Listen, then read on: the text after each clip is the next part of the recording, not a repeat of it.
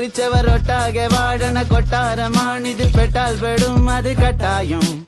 എട്ടിന്റെ കൂട്ടുള്ള കൂടാരം. തരരരരത്തേ മടിയുടെ മലയോരത്ത് ധ്യാനിച്ചിരിക്കുന്ന സന്യാസി. ചുമ്മാതിരിപ്പിന്റെ അഭ്യാസി.